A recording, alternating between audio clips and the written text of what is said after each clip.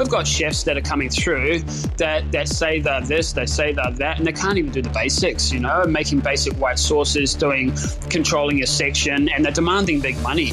The problem is if we pay that, and we should all be on a fair pay scale, 100%, but then we have to offset that cost somewhere, and where it's going to go is straight to the customer. And if the customer doesn't agree upon that price, you've got no business or no trade to go with. Today on Dirty Linen, we are heading to Brisbane. We are talking to Andy Ashby from C'est Bon Restaurant, and we're speaking to him on Bastille Day, which is pretty exciting. I bet you've got a massive one coming up today, Andy. Yeah, we do, and thanks for having me on. It's a one to always remember on the calendar every year for us, and we're fully booked throughout the whole day, and even on our rooftop bar. We're celebrating all things French, and even the win last night as well. So it's not to rub salt in the wound, but it's going to be a very exciting day ahead. That's brilliant. So you can write the book on how to open a restaurant in a pandemic, right?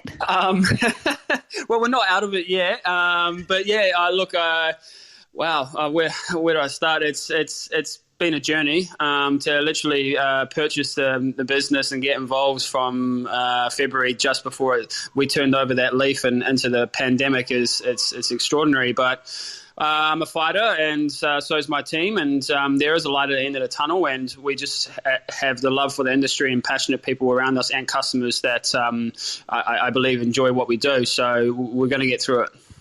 Yeah, absolutely. Well, it's great to hear your optimism and energy, and to hear about a fully booked restaurant, especially while we've got Sydney going through super tough times. Yes. Of course, Brisbane has just recently come out of a short lockdown as well. But Andy, let's go back and talk about, what took you to C'est Bon in the first place, because as you said, you took it on just before we went into our first lockdown back in the mists of time in March 2020.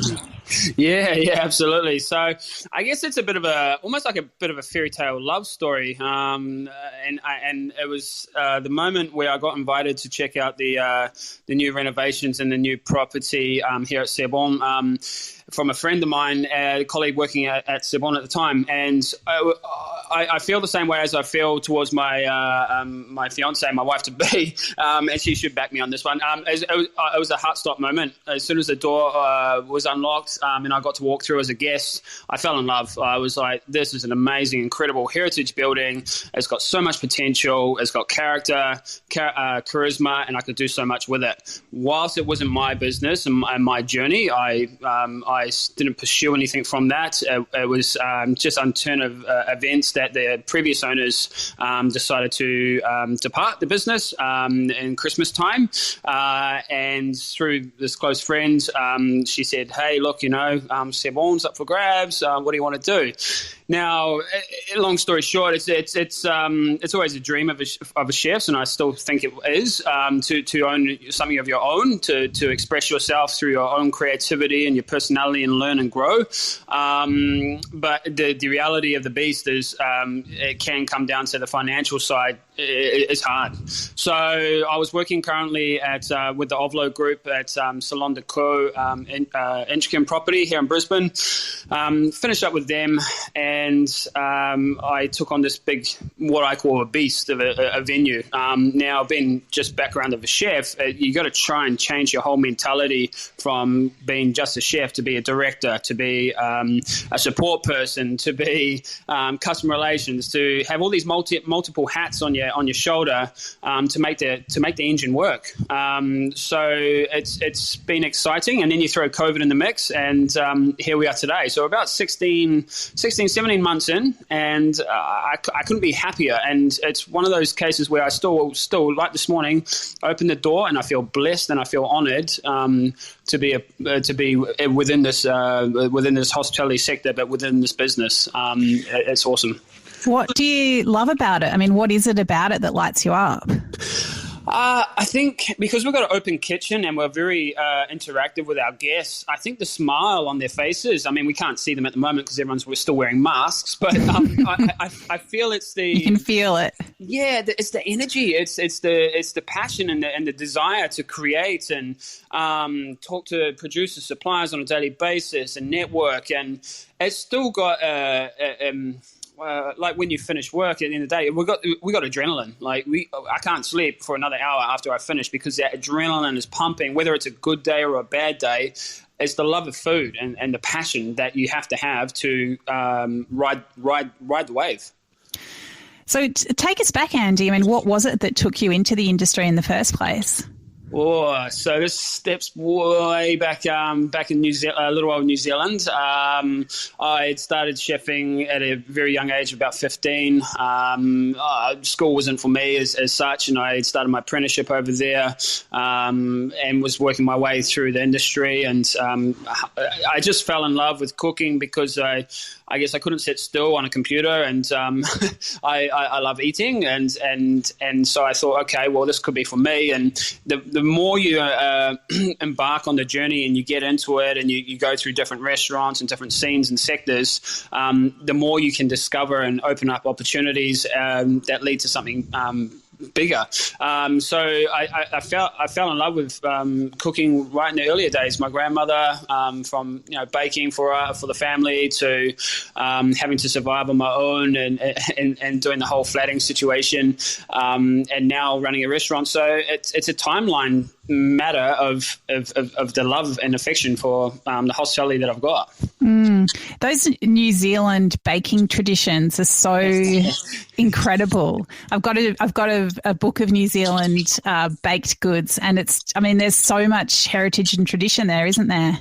Oh, 100%. We can still have the laugh and the fight over the pavlova, and I mean, we make our own twist on the lamingtons, etc. And I've still got my jar of Marmite in the cupboard back at home as well. So it's always a good bit of banter, but you still to this day, it doesn't matter where you're from, you can't beat a little bit of home baking from your mum or your family. Like, it's just got something special in there, and that's the I guess the love and the responsibility I've got to drive my staff here at Sebon and to the customer is. I'm welcome, and I hope a lot of other chefs think of it the same way, or restaurateurs. I'm welcoming them into my home because at the end of the day, my team's here. We're doing the long hours, we're doing the drive, and they're coming into our home. And I want to give them the same respect and love that my family, my grandmother did me when they put plates of food on in front of me. So I try and keep that with me. What kind of dishes or baked goods can you remember eating when you were a kid? Were the ones that, will really take you back? I guess Grandma was always humble for making a apple pie. The shortbread cookies were to die for. I don't know. There's something about them that, there's about 4 or 5 different ingredients in a shortbread, but the way she pulled it together, I don't know if there was something additional that she added into it at the end. But and Christmas pudding, like the old school way of doing a Christmas pud, hanging it up in the mesh and putting the pennies inside it, and then you get a little bit of custard, and you're full as a bull the next 2 days, and just a traditional roast and barbecues on the Sundays, having Sunday sessions is what I can remember the most about it. And still, when I moved over to Australia, every time I come back, there's a massive feed of fresh seafood. You just can't. I just couldn't beat it at the time. I love it. So, what actually took you to Brisbane? Well, when I moved over, finally made the jump, I got sort of pushed out of New Zealand in a good way. I was working at a bistro as head chef there 11 years ago now, and he sort of looked at me and he said, "Hey, you got to go, eh?" And I said, "What do you mean? I'm really enjoying it here." And he goes, "Nah, mate, there's a bigger world than just little old New Zealand or at the time Palmerston North. You got to go over to Australia and do what I've had the chance to do." So I did. I listened to this advice and I headed over to Melbourne to work for a noble and respected man, Scott Pickett, in Melbourne there. He's got multiple venues at the moment. And I got beaten and battered in the normal fashion, as a chef does, and I loved it. I loved every minute of it. Like to see what it's all changed and fair work and everything. Now I believe in fairness and doing the right thing by the book, but. My God, there's some stories I can tell you about the kitchens with Scott Pickett's. And from there, I went to Hamilton Island and did a massive stint over there at Qualia, renowned resort. Met many different nationalities, and again loved it. Then I went to the UK, ran a little trattoria in Siena in Italy. Turned my world upside down in the sense that I didn't speak much Italian, and they couldn't understand me. And even though I had a British passport, it was a short stint, but it was a great stint. And then I was at Nell Restaurant in Sydney for a bit as a sous chef there. That was an eye-opener in itself because it's a tasting menu only venue. We change the menu every 6 to 8 weeks, and you have that creative juices and passion that a chef should always have. And then I came back to little old Brisbane. Now, why Brisbane? I feel Brisbane is almost like a cross between Wellington and a little bit rural for me back in NZ. So it's not too hustle and bustle and busy like Sydney, and people don't walk around with dollar signs on their heads thinking, how am I going to pay the bills like Sydney siders do? But it's growing, it's evolving, it's got great evolution. There's some fantastic chefs here, and my family are really happy that I'm actually staying put for more than 2 years now. It's really interesting that you mentioned your time with Scott Pickett, and I was recently fortunate enough to go to the 10th anniversary celebration of his restaurant Bastille, and I think it was 11 courses that were cooked by people that had come, worked with him, and some of them that still did, some that had gone through his kitchens and had gone on to do their own things.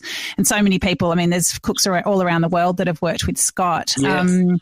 He also had a couple of his mentors there, which was really beautiful. So he had Donovan Cook and Philippe Michel, who he really looked up to. It was an incredible night. But I think one of the things that is probably similar for all of those chefs and for you is that the kitchens that you came up in are not the kitchens that you work in now, just in terms of, that compliance and people looking for more of a work-life balance. And, I think those changes have been made in Scott's kitchens as well.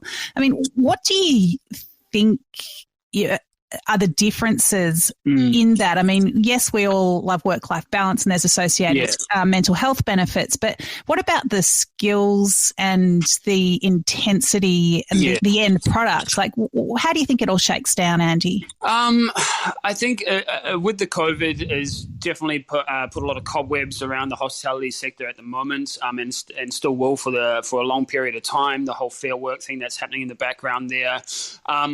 After being in it, and I still do massive hours to this day, but it's pandemic time. I'm a director and an owner and the head chef, so I've got to knuckle down so I can put a roof over 23 employees and make sure that they're well looked after and fed, because the majority of my staff are foreign, and I'm proud of that. I really think this makes a really exciting establishment for people to come to.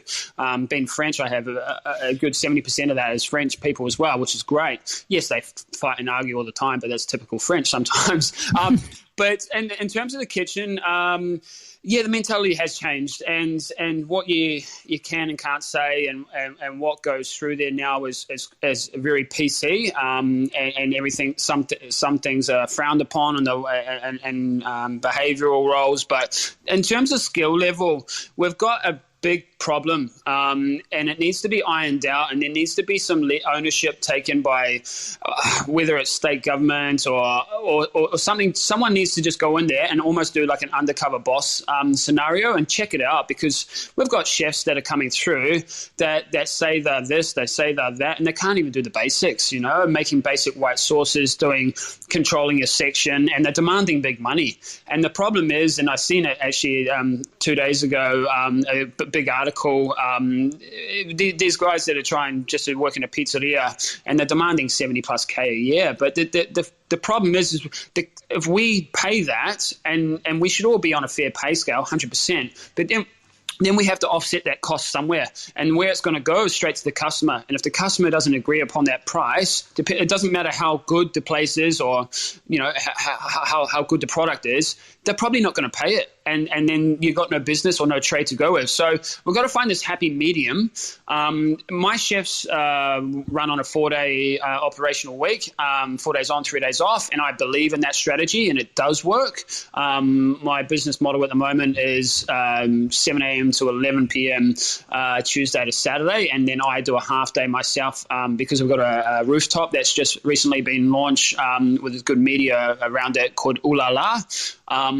And I make sure that they don't go over that time period that is established by Fair Work. And we give out the perks when we do big hours and big days like today. It's a massive day. And if I need these guys to be able to stand up and work under the pressure and under the heat, but within a restricted format. So it's just a fine-tooth comb at the moment, and the rawness of not enough chefs out there, and it is now classed as a skill shortage in Australia, is paramount. And it's sad because the industry has so much love and passion and desire and care that there's got to be a way we can pull that draw card across. And I'm giving it back through the apprenticeship scheme. I've got 3 apprentices, and it's not to dictate 50% rebate from the government. It's to show the love and passion and what chefing should be all about.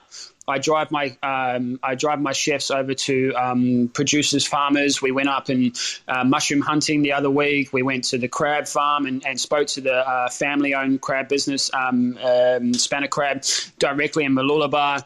And this is the love that needs to come back in the industry. You cannot kick and beat a chef until he's blue in the face and expect them to continue on working harder for you. You have to show them respect and show them how to look after the produce the way the customer is going to pay for it at the end of the table. But do you feel like you're doing in-house training that you feel that, that person should have come into walk through the door, they should have already had those skills under the belt?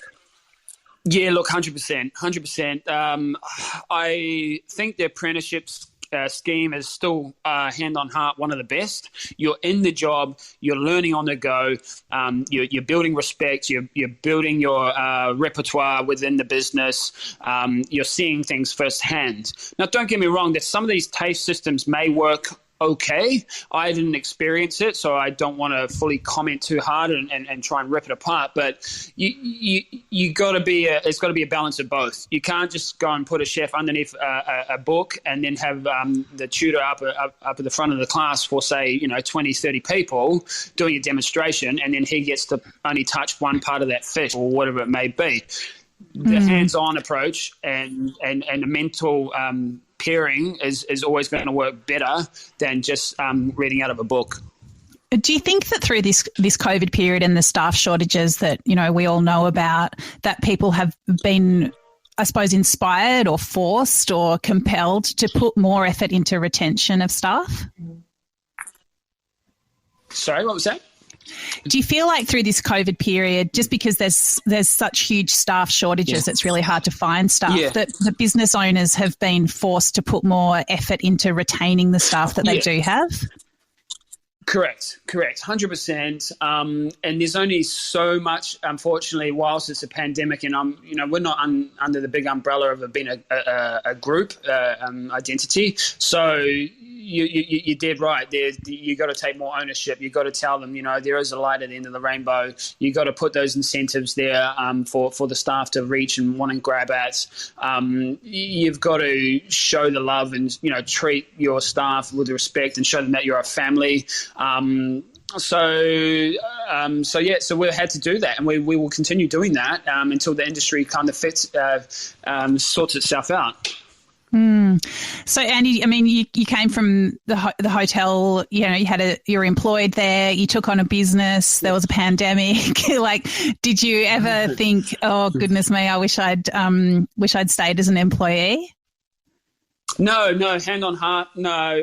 Look, it doesn't matter even which way the bank balance looks at the moment. I feel when I was at Ovlo, and it is a great branded hotel. They're very funky, quirky, and different from the normal standardized hotels. It was and energetic. The reason why I would stay with my decision is, whilst it's been a rocky road, I've been able to do what I what I wanted to do in this sense. So most chefs, and hopefully they agree, they have got ideas, they have got drive, and you've got limitations in some businesses, in some hotels, in terms of barriers and what you can and can't do. So whilst, I mean, it may be a little bit of arrogance of the Kiwi, but whilst I enjoyed what I was doing at Salon de Co and Ovlo and that, and it was going forward and going great directions and getting great accolades, I still was only bound within a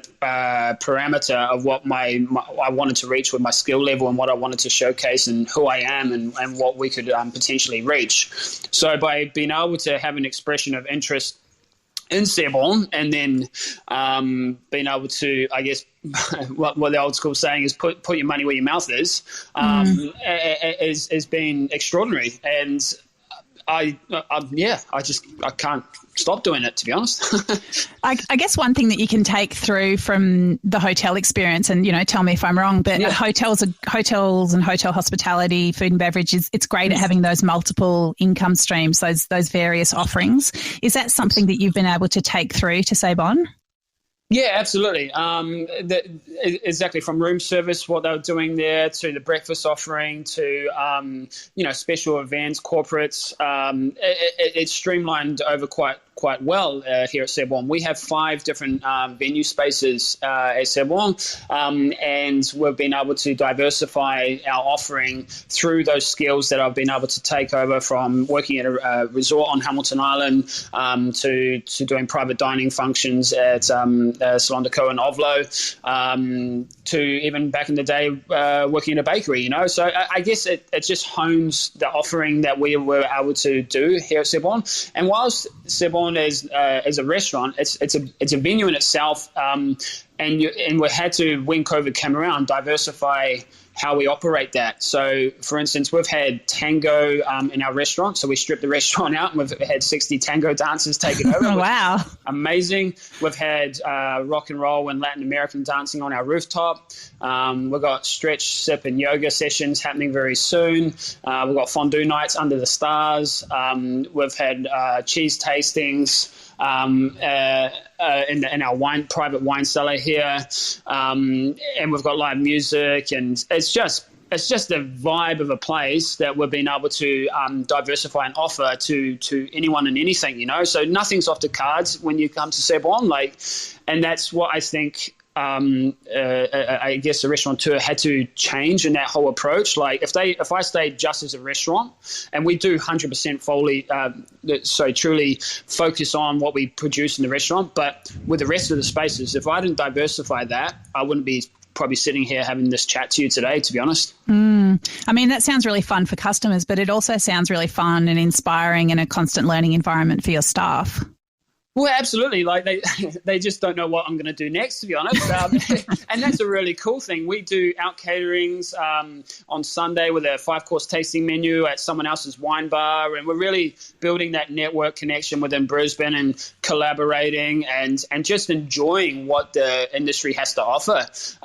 When we had the lockdown, I teamed up with Peugeot, French car dealership, and I didn't believe in giving the money to Uber Eats, and I believed in trying to keep a roof over my employee's head. So I went out and got 2 Peugeot cars, which I was really still thankful and humble to be a part of that, and had 2 Peugeot vehicles out the back, and we were delivering within a 10K radius. So I would ring, the customer would ring up, they might speak to me, I'll go in the kitchen, I'll make the food, and then before you know it, I was around at your house in my chef whites with your food at your door. Now, you can't get better than that. You don't want something in the back of an Uber box that may have spilt everywhere and, it doesn't look exactly appealing as what it would if you bought it off the picture, So that was a pretty gnarly experience. Well, I'm sure that's built a lot of customer loyalty as well, and, people who are keen to come back and support the restaurant when you reopen. Yeah. We've got a great a network of clientele that's returning guests, and we obviously have a targeted analytic approach to getting our diverse return of customer, knowing who our clients are, what is their favourite wine, what do they like to come to Sebon for. We've got our Mater Hospital, which we're very grateful for the fight they keep doing on a daily basis right down the road from us. We give a discount to them because we love what they do, and we want to support in all ways, shape, and possible. We've got the local community support from around us as well. It's just a really true. Still for me, inspirational story, and I'm still learning. I'm still growing. Not every day's the same. It sounds really energizing. Andy, you've got a massive day today, so I'm not going to keep you too much longer. But tell me, if I could teleport myself to Brisbane, what would I experience for Bastille Day with you? Oh, my words. You would be having a Rolls-Royce Classic that hasn't been done in a while, and it brought me back 10 years ago when it's probably about 7 when I was prepping it. It's Scott Pickett's The Point restaurant. Hair Royale. It's an old school but classic, but we're mixing it up with a bit of foie gras through it. Truffles galore. We've got some first time in about 3 years. We've got some Queensland truffles, which is really wow. You wouldn't think that because we're meant to be really summery here, but up in the scenic rims, I've managed to get some truffles from an amazing lady called Maple from the Foley Truffle. We've got caviar going out today with Appalachian oysters. We've got Magnum Bordeaux bottles being poured at the table. We've got butchered. What we do is smoked quail à l'orange instead of duck that had literally been butchered yesterday morning, fresh to our doorstep straight this morning. It's going to be an incredible day, and I can't wait to probably finish on a wee nightcap at probably about 1 o'clock tomorrow morning. Great. Well, it sounds incredible. I can't think of the last time I ate hare. I remember going on a hunt in England once with my aunt and uncle, and I ended up carrying a hare over my shoulder for a few miles. Yeah. That was pretty intense. But yeah, that just sounds incredible. People are just going to love it. Andy, I wish you a great Bastille Day, and well done on everything that you're achieving at Sabon. It's been fantastic to hear your story. Thanks for sharing it with Dirty Linen. Oh, no problems at all. And whenever you're up and you're able to get out into Brisbane, by all means, our door's always open. We love what we do. We're passionate about it. And merci. Merci à vous. Thanks, Andy. Au revoir, merci. Au revoir. This is Dirty Linen, and I'm Dani Valent. We air the issues that the hospitality industry finds hard to talk about, hearing from different people with unique perspectives. We want to hear from you as well. If you have something that needs to be said about a topic, get in touch so we can include your perspective. Contact us at dirtylinen@deepintheweeds.com.au or hit us up on Insta at Dirty Linen Podcast. We can't wait to hear from you. Peace.